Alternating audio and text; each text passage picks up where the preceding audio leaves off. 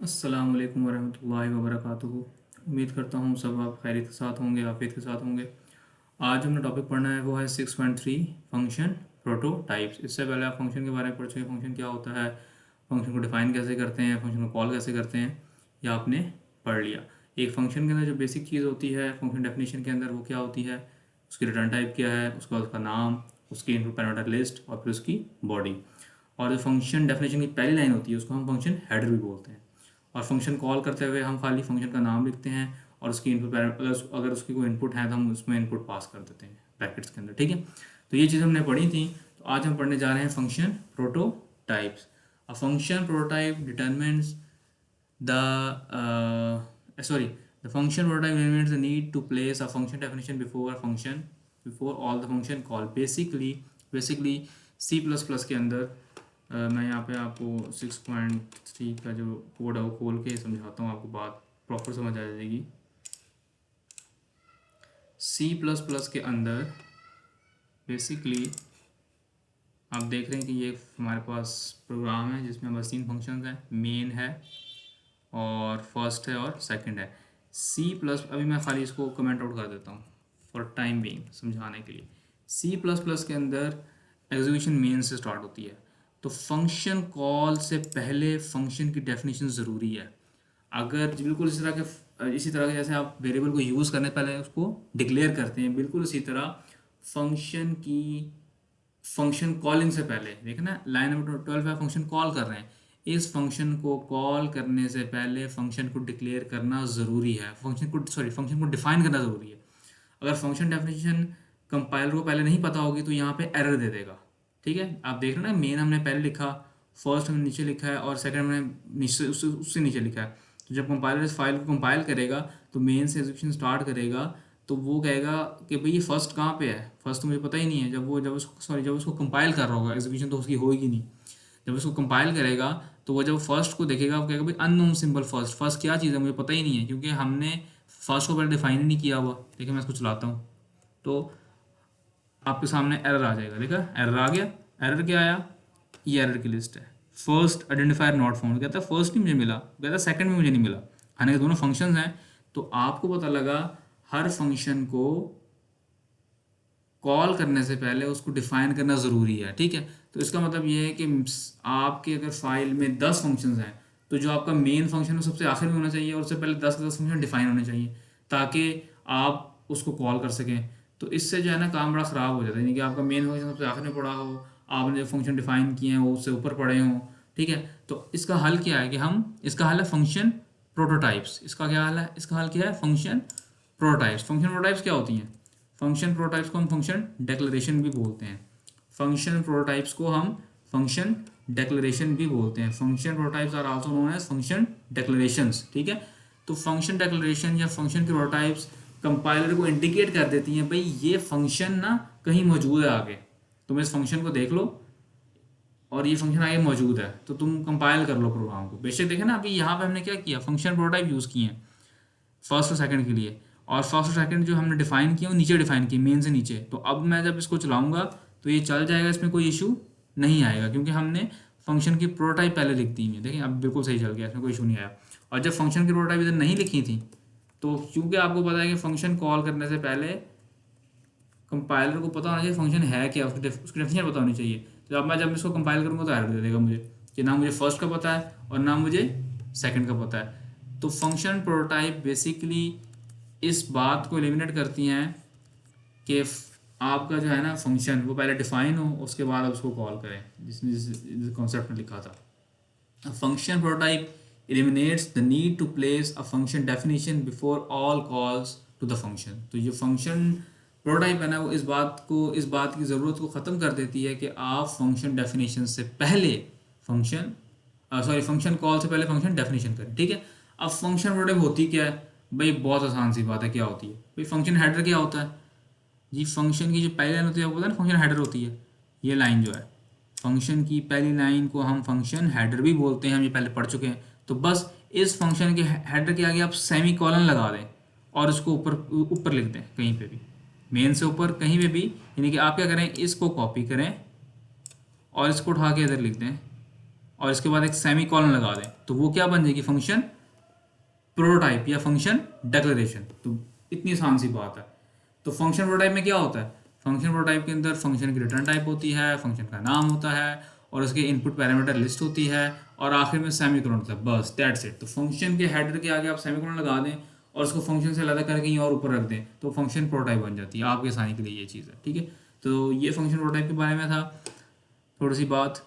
और अब हम आगे मूव करते हैं। अब अभी तक हमने जितने फंक्शंस पढ़े वो फंक्शंस थे जिनको हम ना कुछ पास करते हैं ना कुछ रिटर्न करते हैं। अब हम उन फंक्शंस के बारे में पढ़ेंगे कि अब हम ये पढ़ेंगे हम फंक्शन को डाटा कैसे सेंड कर सकते हैं, यानी कि अब हम वो फंक्शन पढ़ेंगे जिसमें हम इनपुट पैरामीटर डिफाइन करेंगे, ठीक है। तो when a function is called the program में send values to the function. तो जब फंक्शन कॉल होता है तो फंक्शन वैल्यूज पास कर सकते हैं। जैसे आपको याद हो, हमने पावर का फंक्शन पढ़ा था, याद है आपको। पावर के फंक्शन को हम दो चीज़ें पास करते हैं, बेस और उसकी पावर, यानी कि ये इसकी आपने पावर कैलकुलेट करनी है और कितनी कैलकुलेट करनी है ये हम इधर बताते थे, ठीक है। तो बेस और एक्सपोनेंट हम इधर देते थे, तो हम दो पैरामीटर्स को पास करते थे, ठीक है।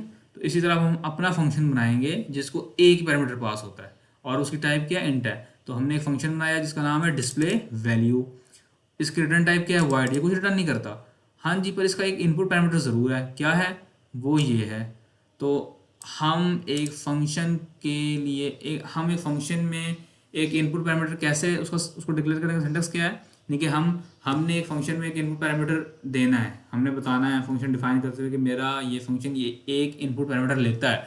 तो उसको लिखने का तरीका सिंटैक्स क्या है, भाई ये सिंटैक्स है कि इस सबसे पहले क्या होगी, फंक्शन को आपने डिफाइन करना है ना, तो सबसे पहले उसकी रिटर्न टाइप स्पेस फंक्शन का नाम, उसके बाद ओपनिंग ब्रेसेस और क्लोजिंग ब्रेसेस। अब यहाँ पे आपने पैरामीटर देना है, तो कैसे देना है, बिल्कुल इस तरह जिस तरह से आप एक वेरिएबल डिक्लेयर करते थे ना, आप वेरिएबल ऐसे डिक्लेयर करते थे ना, डाटा टाइप देते थे स्पेस वेरिएबल का नाम, तो बिल्कुल इस तरह आपने यहाँ पे लिख देना है विदाउट सेमी कॉलन। जब आप एक वेरिएबल डिक्लेयर करते थे तो आप क्या करते थे, डाटा टाइप स्पेस वेरिएबल का नाम, तो बिल्कुल इस तरह आपने ये यहाँ पे लिख दिया, बिल्कुल सेम पैटर्न पे आपने यहाँ पे ये चीज़ लिख दी, सिवाय आखिर में सेमीकोलन नहीं है। तो ये बता रहा है, ये चीज़ फंक्शन का हेडर ये बता रहा है कि इस फंक्शन की रिटर्न टाइप वाइड है और इसको एक पैरामीटर पास होता है जिसका नाम है नम और जिसकी टाइप है इंटीजर। और इसमें इस फंक्शन की बॉडी में क्या है, खाली एक लाइन है। लाइन क्या करती है, लाइन ये करती है द वैल्यू इज नम, तो इसको जो वैल्यू पास होती है वो उसको डिस्प्ले कर देते हैं, बस ये फंक्शन यही काम करता है और कुछ भी नहीं करता, ठीक है। तो इसके दो नाम है बेसिकली जो हम बोलते हैं, क्या ये हम नोट पढ़ लेते तो हमें समझ आ जाएगा। In this text the value are pass to a function are called arguments. तो हम इसको बोलते हैं आर्गूमेंट्स, इसको हम बोलते हैं आर्गूमेंट्स, यानी कि जो हमने एक आर्गूमेंट, इसको बोलते हैं आर्गूमेंट। या फिर and the variable that receive those argument are called parameters. अच्छा सॉरी फंक्शन कॉल करते हुए बल्कि मैं आपको इधर से 6.6 से समझाता हूँ, फिर बात समझ आएगी। ये नोट में जो बात कह रहा है ना, हाँ, इस नोट को हम इस कॉन्टेक्स्ट में पढ़ते हैं तो हमें समझ आएगी। इस प्रोग्राम को देख लेते हैं जी। ये क्या है जी, फंक्शन प्रोटोटाइप। फंक्शन प्रोटोटाइप क्या होती है, फंक्शन हेडर के आगे आप सेमीकोलन लगा दें। और फंक्शन कौन सा है, वो यही फंक्शन है जो ऊपर हमने भी डिक्लेयर कर दिया, जो ये मैं आपको बता चुका हूँ। और इधर हम क्या कर रहे हैं, इधर हम ये सबसे पहले एजुकेशन लाइन में 10 से स्टार्ट होगी। सबसे पहले प्रिंट क्या होगा, I am passing 5 to display menu, ये प्रिंट हो जाएगा। उसके बाद क्या होगा, ये फंक्शन कॉल लाइन 11 पे, इस फंक्शन कॉल करते हुए हम ये 5 इसको पास कर रहे हैं, देख रहे हैं ना। हम ये फंक्शन क्या एक्सेप्ट करता है, एक इंटीजर इनपुट, एक इंटीजर एक्सेप्ट करता है ना ये फंक्शन। तो हम यहाँ पे एक इंटीजर इसको पास कर रहे हैं। तो डिस्प्ले वैल्यू हमने इंटीजर पास किया। अब ये पास कैसे होगा, 5 की कॉपी बनेगी, 5 की कॉपी बनेगी और वो इस फंक्शन को इधर पास हो जाएगी। इस नाम में क्या आ जाएगा, 5 आ जाएगा, 5 की कॉपी बनेगी और इसमें पास हो जाएगी। और कंट्रोल जब यहाँ पे आएगा तो क्या डिस्प्ले करेगा, द वैल्यू इज 5। तो सबसे पहले स्क्रीन पर डिस्प्ले होगा I am passing 5 to display value, उसके बाद डिस्प्ले होगा द वैल्यू इज 5 और उसके बाद क्या प्रिंट होगा जी, ये now I am back in the function. जब ये फंक्शन खत्म होगा तो ये प्रिंट होगा now I am back in main. तो ये आपको एग्जीक्यूशन समझ आ गई। बस जिस तरह पहले से हमने पहले एग्जीक्यूट किया था वैसे ही एग्जीक्यूशन है। एग्जीक्यूशन का तो फ्लो में कोई डिफरेंस नहीं, सिर्फ फ़र्क ये है कि आपने यहाँ पर एक फंक्शन बनाना सीखा जिसको एक पैरामीटर पास होता है, उसकी टाइप क्या इंटीजर है। तो उस फंक्शन को लिखते कैसे हैं और फंक्शन को पास कैसे करते हैं वो हम ऐसे करते हैं। हम देख आप देख रहे हैं ना फंक्शन प्रोटोटाइप। एक चीज़ हमने डिफरेंस नोट किया होगा, फंक्शन प्रोटोटाइप और फंक्शन का जो हेडर है, ये हेडर है फंक्शन का, और फंक्शन प्रोटोटाइप, इसमें एक डिफरेंस है। क्या डिफरेंस है? जी हाँ, आपने देख लिया कि यहाँ पर हमने पैरामीटर का नाम नहीं बताया। यहाँ पे बताया ना पैरामीटर का नाम क्या है, नाम है, इधर नाम नहीं बताया। तो फंक्शन प्रोटोटाइप के अंदर आप पैरामीटर का नाम स्किप कर सकते हैं। फंक्शन प्रोटोटाइप में या फंक्शन डिक्लेरेशन में आप पैरामीटर का नाम स्किप कर सकते हैं। फंक्शन प्रोटोटाइप में या डिक्लेरेशन में आप फंक्शन का नाम, फंक्शन यानी कि फंक्शन की पैरामीटर का नाम स्किप कर सकते हैं। अब हम इस नोट को पढ़ते हैं। वो ये कहता है, in this text the value that are pass into a function are called arguments. तो ये जो वैल्यू हमने पास की है ना, 5 जो हमने पास किया इधर फंक्शन कॉल करते हुए जो आपने वैल्यू उसको पास की, इसको हम बोलते हैं आर्गुमेंट्स। ठीक है, sorry, in this text the values that are pass into a function are called argument. जो वैल्यूज फंक्शन को पास होती हैं हम उसको आर्गुमेंट बोलते हैं। And the variable that receives those values are called parameters. तो हम इसको इसको हम बोलेंगे आर्गुमेंट, 5 को हम बोलेंगे आर्गुमेंट, और इधर नम को हम बोलेंगे parameter. There are several variation of this term in use. तो some call arguments actual arguments and call parameters formal parameters. ठीक है, तो बाद लोग कहते हैं इस आर्गुमेंट को, इसको हम आर्गुमेंट बोलते हैं, इसको हम पैरामीटर बोलते हैं। आगे वो कह रहा है कि इस आर्गुमेंट को बाद लोग बोलते हैं एक्चुअल पैरामीटर। ठीक है, this is called actual parameter, और दिस इज कॉल्ड या सॉरी, बाद लोग इसको बोलते हैं एक्चुअल पैरामीटर, या बाज़ लोग इसको बोलते हैं फॉर्मल पैरामीटर, और बाज़ लोग इसको यानी कि बाज़ लोग इसको यानी कि ये देखें ना, ये है हमारे पास, ये हमारे पास जो है आर्गुमेंट है। ठीक है, और इसको हम बोलते हैं पैरामीटर, इसको बोलते हैं आर्गुमेंट। 5 इज आर्गुमेंट और नम इज पैरामीटर। तो इस आर्गुमेंट के दो नाम है आगे से। क्या नाम है? एक्चुअल पैरामीटर भी बोलते हैं इसको, या फॉर्मल पैरामीटर भी बोलते हैं। और ये जो आर्गुमेंट है इसको हम एक्चुअल आर्गुमेंट भी बोलते हैं, और एक्चुअल और या फॉर्मल आर्गुमेंट भी बोलते हैं। Regardless which set of term you use, it is important to be consistent. जो मर्जी आप टर्म यूज़ कर लें, लेकिन आपने कंसिस्टेंट रहना है कि आप इसको 5 को हम इसको आर्गुमेंट बोलते हैं। ठीक है, और जो ऊपर है फंक्शन डेफिनेशन के अंदर, इसको हम पैरामीटर बोलते हैं।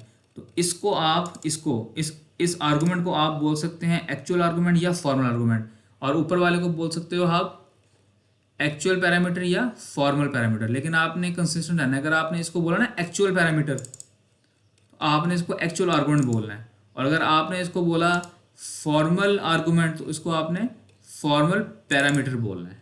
ये आपने बस ख्याल रखना है, ये वो बात कर रहा है। उम्मीद करता हूँ बात समझ आ गई होगी। ठीक है, ये बता रहा है, आपने देखा होगा कि ये फंक्शन की प्रोटोटाइप है और ये फंक्शन का हेडर है, और यानी कि ये दोनों तरीके से प्रोटोटाइप दुरुस्त हैं। प्रोटोटाइप के अंदर आप चाहें तो जो आपका आर्गूमेंट, जो आपका पैरामीटर है उसका नाम स्किप कर दें, चाहें तो नाम लिख दें, इट डजेंट मैटर। तो वैल्यू 5 जो है 5 इधर पास होगा, 5 की कॉपी बनेगी और इसको पास होगा। इसको हम बोलते हैं पास बाय वैल्यू। हम आगे पढ़ेंगे इंशाल्लाह pass by value, pass by reference क्या होता है। तो यहाँ पर हम डिस्प्ले फंक्शन का मेथड कॉल कर रहे हैं, और यहाँ पे जो आर्गूमेंट इसको पास कर रहे हैं 5, ये पास बाय वैल्यू कर रहे हैं। पास बाय वैल्यू में क्या होता है कि आर्गूमेंट की कॉपी बनती है और उसको पास होती है। दोबारा सुन लें कि यहाँ पर हम फंक्शन डिस्प्ले वैल्यू को कॉल कर रहे हैं, और कॉल कैसे और इसमें जो हम आर्गूमेंट पास कर रहे हैं 5 एक्चुअल आर्गूमेंट जो हम पास कर रहे हैं, वो आर्गूमेंट कैसे पास कर रहे हैं? पास बाय वैल्यू। मतलब ये कि 5 की कॉपी बनेगी और फिर इधर नम में पास होगी, 5 की कॉपी बनेगी फिर इधर नम में पास होगी। तो हम यहाँ पे पास बाय वैल्यू कर रहे हैं।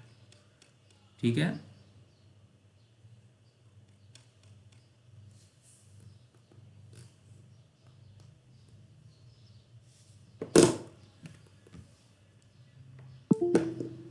तो लेट्स मूव फॉरवर्ड।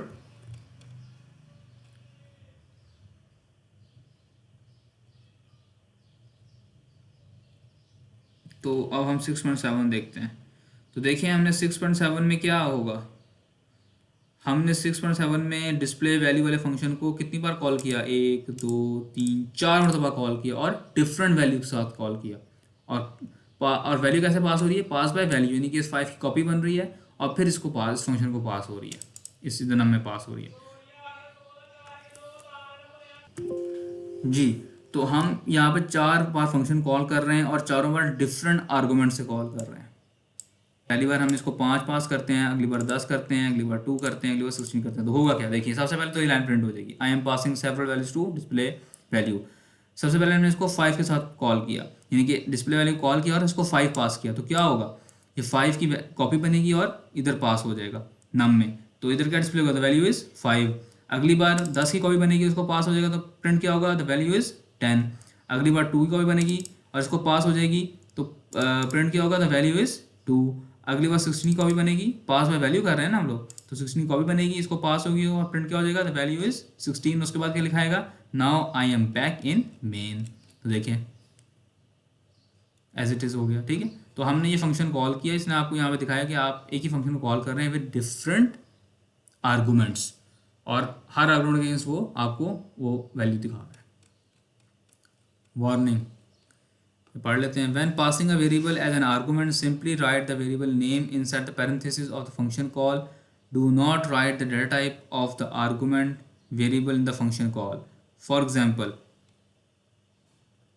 आपने जब इसको कॉल करना है ना, तो कॉल करते वक्त आपने इस तरह से कॉल नहीं करना, ये गलत है और ये करेक्ट है, ठीक है। अगर आपने इस डिस्प्ले वैल्यू को एक एक्स वेरिएबल पास करना है तो ऐसे पास नहीं करना, ये गलत तरीका है, ये सही तरीका है। सिंटैक्स एरर बता रहा है आपको इससे, ठीक है। तो इस तरह से भी पास कर सकते हैं, इस डिस्प्ले वैल्यू को आप इस तरह से भी कॉल कर सकते हैं। ये क्या हो रहा है, यहाँ पे आप एक अर्थमेटिक एक्सप्रेशन पास कर रहे हैं, तो होगा क्या, पहले 3 + 5 होगा, इसकी वैल्यू 8 आएगी, फिर 8 पास हो जाएगा ऊपर, ठीक है। तो यहाँ पे फंक्शन कॉल करते हुए आप इसके पैरामीटर में एक एक्सप्रेशन भी दे सकते हैं, बशर्त ये कि इस एक्सप्रेशन के बाद जो वैल्यू यहाँ पे आएगी वो एक इंटीजर होनी चाहिए।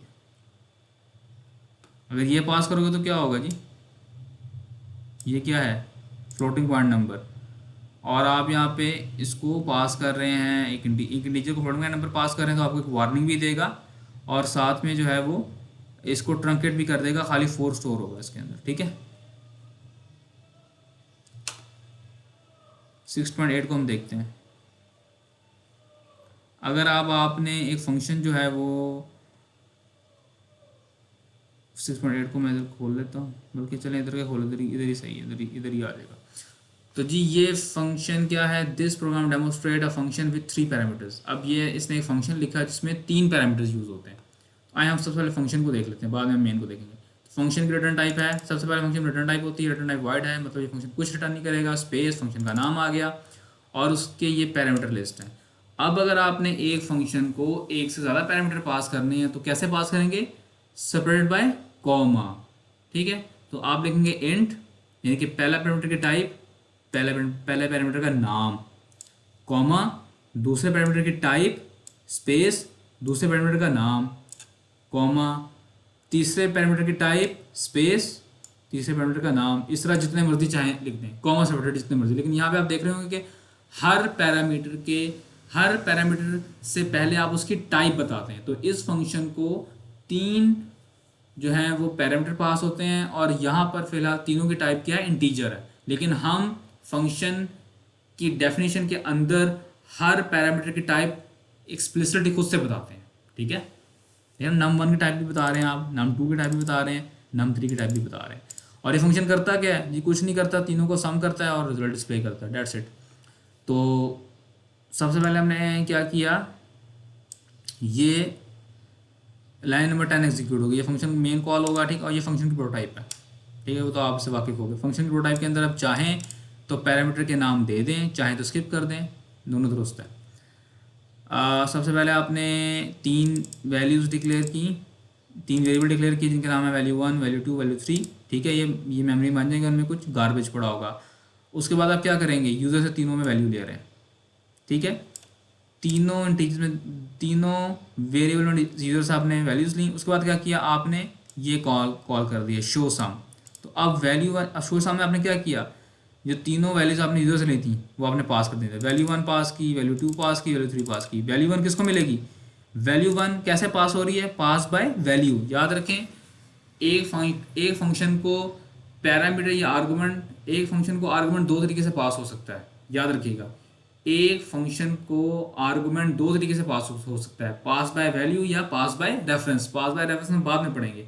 तो पास बाय वैल्यू का मतलब है कि आपकी वैल्यू की कॉपी बनेगी और फिर उसको पास होगी। तो अभी तक हम जितने भी पासिंग की है वो पास बाय वैल्यू की है, पास बाय रेफरेंस हम आगे पढ़ेंगे इंशाल्लाह। तो एक फंक्शन को एक पैरामीटर दो तरीके से पास हो सकता है, पास बाय वैल्यू या पास बाय रेफरेंस। तो यहाँ पर हम पास बाय वैल्यू कर रहे हैं। तो वैल्यू वन जो है वो पास बाय वैल्यू जो है वो क्या मतलब, इस वैल्यू की वैल्यू वन की कॉपी बनेगी, इस वैल्यू वन की कॉपी बनेगी और इधर इधर पास हो जाएगी नम वन में, और इस वैल्यू टू की कॉपी बनेगी वो इधर नम टू में पास हो जाएगी, और वैल्यू थ्री की कॉपी बनेगी वो इस नम थ्री में पास हो जाएगी। तो जो भी तीन नंबर एंटर किए होंगे वो इधर सम होंगे और रिजल्ट डिस्प्ले हो जाएगा। तो देखें आपने 4 8 7 पास किया था, तो वैल्यू वन में 4 पड़ा हुआ है, वैल्यू टू में 8 पड़ा हुआ है, वैल्यू थ्री में 7 पड़ा हुआ है। इधर 4 की कॉपी बनेगी तो नम वन को साइन हो जाएगी, नम वन की वैल्यू 4 हो जाएगी, नम टू की वैल्यू 8 हो जाएगी इसी तरह, और नम थ्री की वैल्यू 7 हो जाएगी। तीनों को सम करोगे तो आंसर 19 आएगा और ये डिस्प्ले हो जाएगा। उम्मीद करता हूँ आपको बात समझ आ गई होगी। ठीक है, और ये भी बता दिया कि ये एरर है। ठीक है, ये फंक्शन डेफिनेशन एरर है। आपने अगर आपके तीनों पैरामीटर बेशक एक ही टाइप के हैं, लेकिन आपने हर टाइप के लिए अलग से उसके पैरामीटर मेंशन करने, उसके टाइप मेंशन करनी है। फंक्शन के हेडर के अंदर आपने हर पैरामीटर की डाटा टाइप अलग से मेंशन करनी है। अगर बेशक आपकी डाटा टाइप तमाम पैरामीटर्स के लिए सेम है, आप इस तरह से नहीं लिख सकते। ये एरर है, ये एरर है। हर पैरामीटर के लिए उसकी डाटा टाइप खुद से मेंशन करनी है। ठीक है, और देखें क्या होगा, जब फंक्शन आपने कॉल किया शो सम, तो क्या हुआ, शो सम ने क्या किया, जो वैल्यू वन थी वो नम वन को पास हुई, वैल्यू टू नम टू को पास हुई, वैल्यू थ्री नम थ्री को पास हुई, पास बाय वैल्यू हुई, कॉपियों के पास हुआ। ठीक है, आप इस तरह से भी कॉल कर सकते हो शो सम को, इस तरह से भी कॉल कर सकते हो शो सम को। ठीक है, ये डिफरेंट तरीके उसने बताया। इधर 5 किसको पास होगा, नम वन को, 10 किसको पास होगा, नम टू को, 15 नम थ्री को, और इस कॉल में 15 पास होगा नम वन को, 5 पास होगा नम टू को, 10 पास होगा नम थ्री को।